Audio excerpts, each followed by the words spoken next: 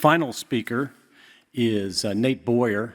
I don't know if many of you have heard Nate's story in the past, but Nate has been, a phenomenal individual, sort of a Renaissance man in the sense that he both served as a Green Beret in the military, post his service, ended up going to the University of Texas, where he's a walk-on the football team, and ended up being a long snapper, ended up being a Campbell Trophy nominee, and then later played with the Seattle Seahawks.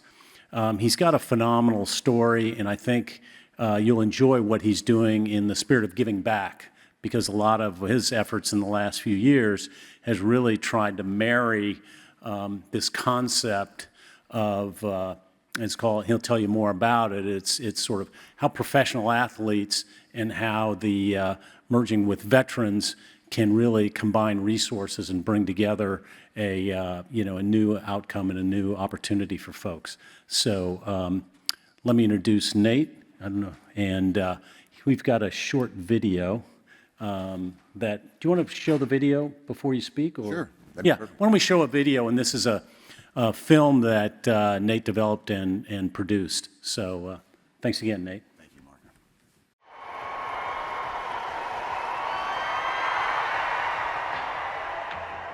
When you retire, it's not on your terms. It makes it just that much harder to let go. But Will the Drill, he is without a doubt a legendary journey. What are we going to do to replace the game, Will? Football has changed a lot since you earned your prime. You go to the game this week? Football isn't everything, right? We lost 29 Marines on back-to-back deployments. You can't come home until you go home. I can't go home if I never had one.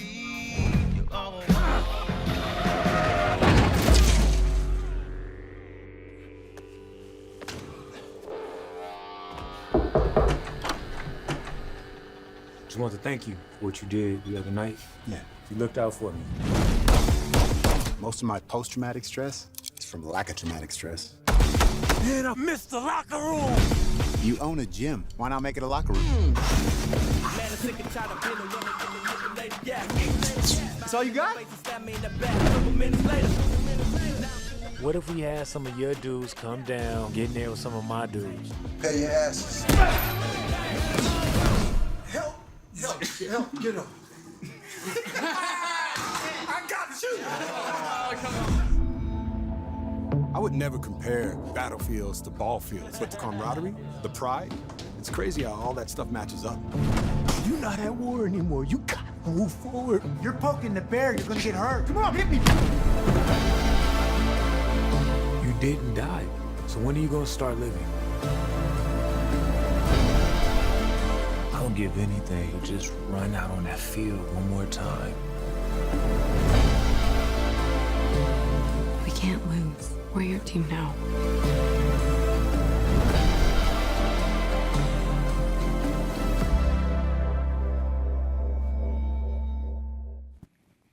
Thank you. Appreciate it, you guys. Thank you, Mark, for showing that. MVP, as you mentioned, stands for Merging Vets and Players. And what we do as a nonprofit is we bring together combat vets and former professional athletes, and we help them find purpose and identity when they lose a uniform. I myself, I was in the Army for about 10 years. The first half of that was active duty. I was in the Special Forces. Came back from a trip to the Sudan, the Darfur region specifically, in 2004. And at that time in my life, I was in my early 20s. I hadn't gotten to college. Had no idea what I wanted to do.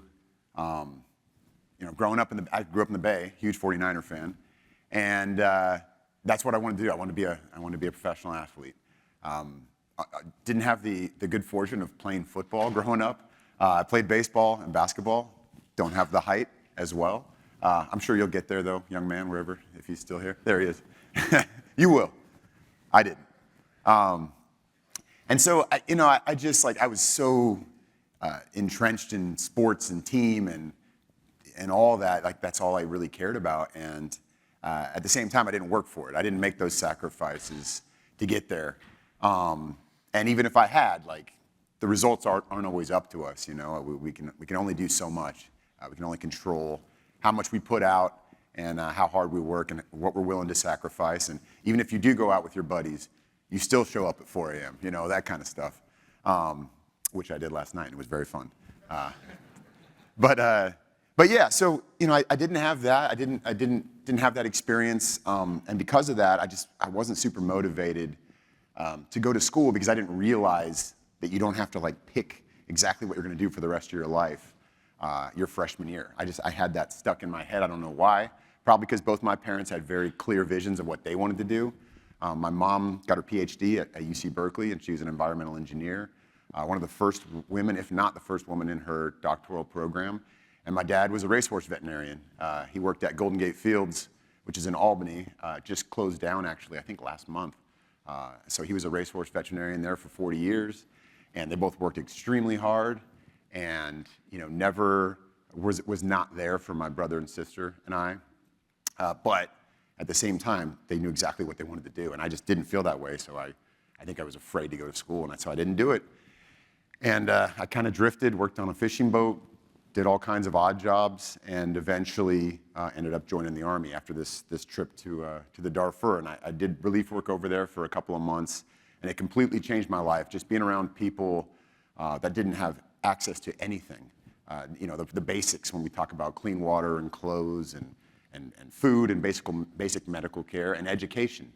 And there was this guilt of, I had this opportunity, I still have this opportunity, to give and to honestly receive in a lot of ways with what we have here, and to do something with my life, and I'm not doing it, and that's not right.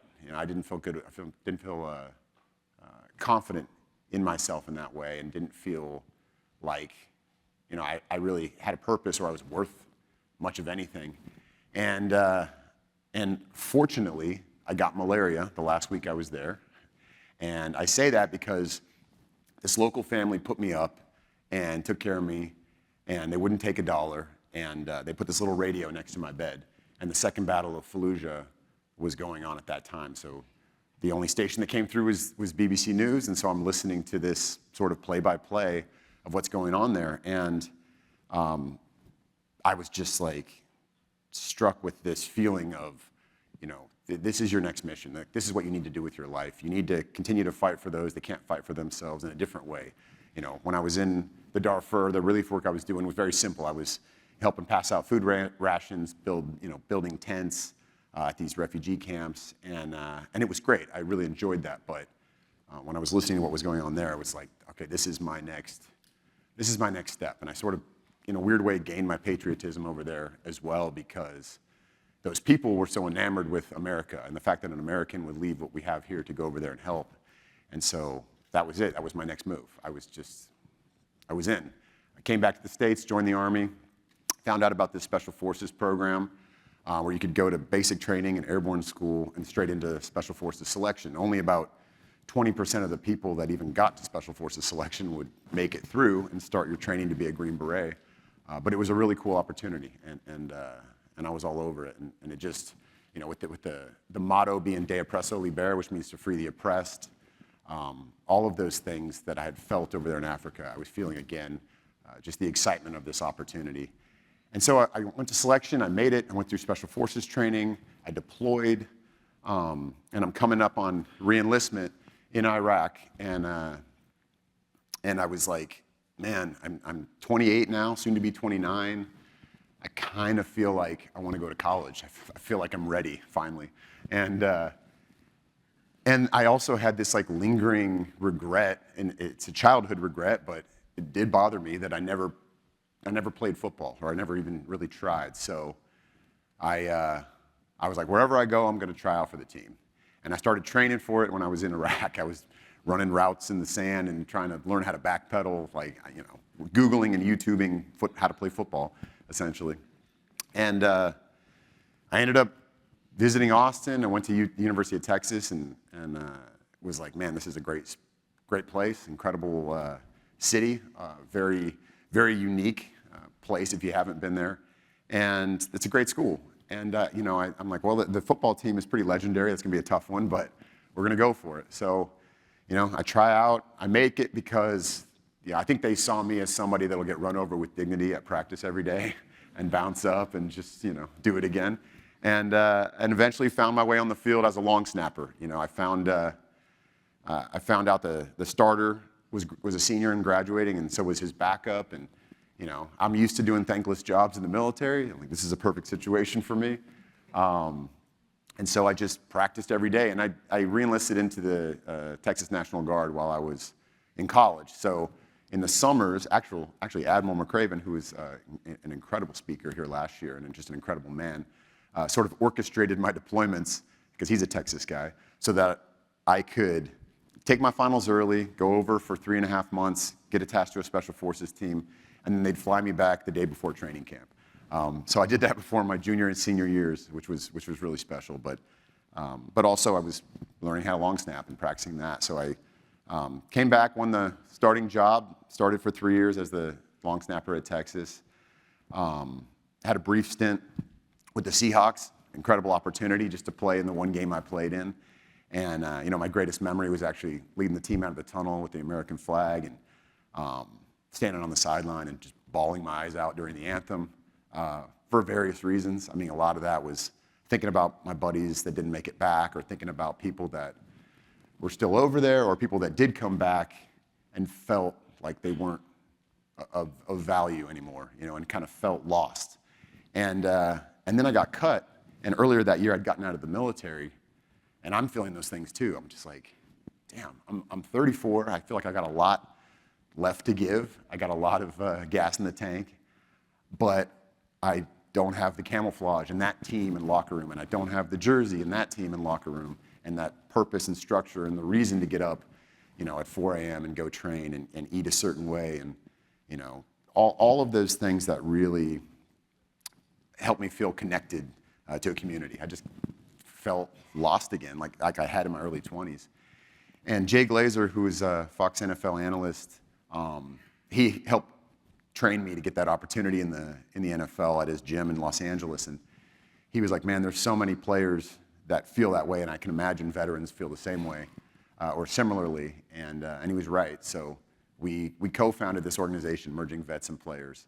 And we're in 8 cities now across the country, soon to be about 13 as we continue to grow. We meet up weekly in the gym. We train together for about 45 minutes, and then we huddle up afterwards, and it's peer-to-peer coaching. Honestly, there is no specific, I don't want to say rhyme or reason, that's not the right phrase, but there's no structured way we kind of go about it. It's like a lot of us in the military community and in the athlete community will tend to isolate and feel like no one gets us and kind of go in the hole a little bit. When football season rolls around, it happens to guys. When there are specific military events or dates that resonate with people, they get that way as well, those that served. And so, for us, it's just all about checking on each other and making sure you're showing up to stuff and making sure you're a part of things like this, like events like this, which is really, really special. And so, anyway, to learn more about Merging Vets and Players, go to vetsandplayers.org. I got into the filmmaking stuff because it was a passion of mine. I never would have done it without my time in the military, without football, and kind of chasing that dream and having that opportunity. But at the end of the day, it ultimately failed. Like I said, you can't control the scoreboard all the time or the result, but you can put everything you have into that. You can control your effort, and that was the biggest thing for me. And I think it has been and will continue to be as I move forward and hopefully make more movies. I'm working on a D-Day 80th anniversary documentary right now, and having the opportunity to sit down with 97 to 105-year-old veterans that either jumped in or landed on the beach in Normandy 80 years ago is pretty unreal. Their number one thing they all say is that they got a positive attitude, and I eat my vegetables. That's pretty much it. So that's the secret to life, I guess. But it's really amazing, just to see that optimism that they have in a tough time, where we are quite divided often.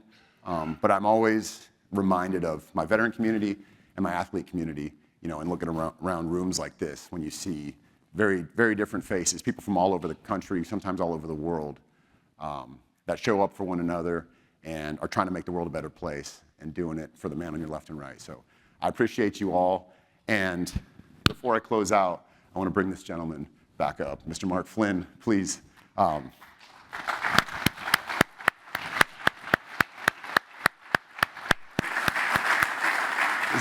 This is my 4th or 5th time here, and my favorite part about this, I think the speakers are awesome. I love that, but I just love the camaraderie and getting to know new people, and bringing in folks you see maybe once a year and kind of catching up on stuff and all that. But Mark, like you do this whole thing for us, and we're very, very grateful. And I just want to say thank you, and you need to close us out the right way, baby. So who's going to referee the football game this afternoon?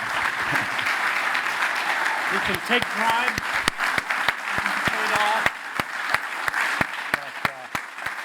Seriously. I was really impressed with the work that Nate's doing, and if any of you feel moved to help out, contribute, any way you can support his efforts, I think that would be greatly appreciated. So It would be, Mark. gives back to. But thank you, community. brother. Thank you. Appreciate your efforts, man. All right.